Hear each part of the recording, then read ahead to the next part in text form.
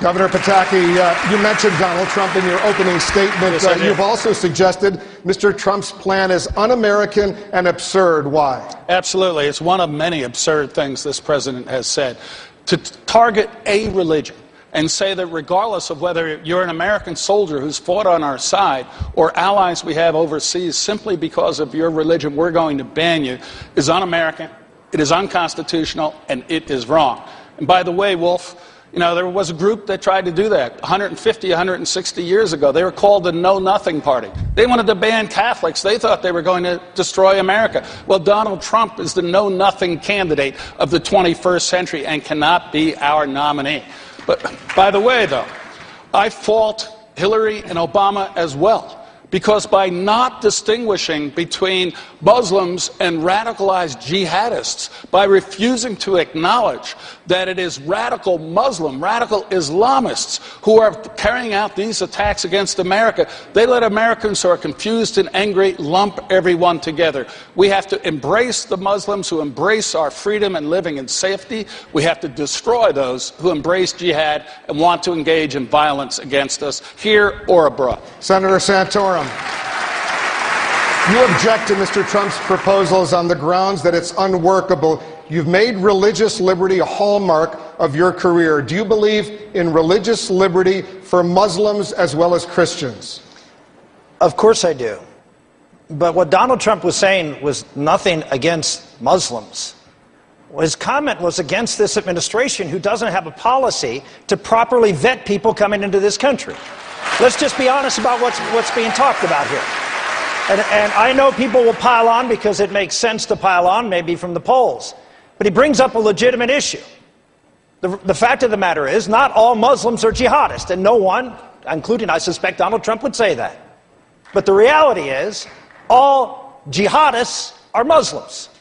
That's a reality. And we have to stop worrying about offending some people and start defending all Americans, because we're not right now. Senator Graham. Rick, please understand the only way we're going to win the war against radical Islam is for the world to unite. Very few fathers and mothers want to turn their daughters and sons over to ISIL. If you spend any time in the region, you know that. Muslims have died by the thousands fighting this hateful ideology. You can say what you like, but when you utter the word, I will ban all Americans, all Muslims from coming to America, how do you think the King of Jordan must feel to hear that? He is our friend. He is our ally. This is not the way to make America safe. This is a way to help our enemies. Stop this before it's too late. Senator Santorum. I would agree that Donald Trump's proposal was not the right proposal. But he brings up a very important issue that I think we've been ignoring for far too long in this country. The reality is that, yes, we need to get reformist Muslims to join us. We need to get those who are being persecuted and killed within the Middle East to join us. But we also have to protect this country from those who want to harm us, and we have to defeat those who are radicalized in the Middle East and wherever we find them around the world. Governor Huckabee, you called Mr. Trump's plan to ban Muslims impossible and unconstitutional, but what is your specific plan to prevent would-be jihadists from carrying out attacks against Americans? Well, let me begin by saying I'm not that afraid of Donald Trump, and in the sense that I'd rather him be president than I had Hillary be president any day. And so if he becomes president, I think he will do a whole lot more to protect us than Hillary will, and a whole lot more than Barack Obama has done in his 8 years. So I want to make it very clear that when I was making that comment, I was simply speaking that I'm not sure that you can have a religious test per se. And it's very impractical, because if somebody comes to our borders and says, I'd like to come in, they say, are you a Muslim? Well, if they're going to come in here to kill us, they're not going to say, yeah, and I'm coming to kill you. They're going to lie about it. Anybody that'll kill you, for God's sake, will lie to you. So that's why I say it's impractical. But what he has done, and I don't think a lot of people understand, he has touched a nerve, because people are angry and afraid that we are facing an enemy that this administration refuses to acknowledge, refuses to want to go fight.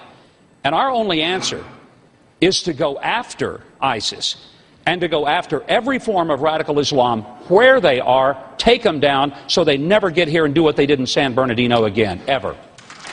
The terror attacks in Paris and San Bernardino have sparked a debate here in the United States about the balance between privacy and security. I want to bring in CNN's Dana Bash and Hugh Hewitt for more on this.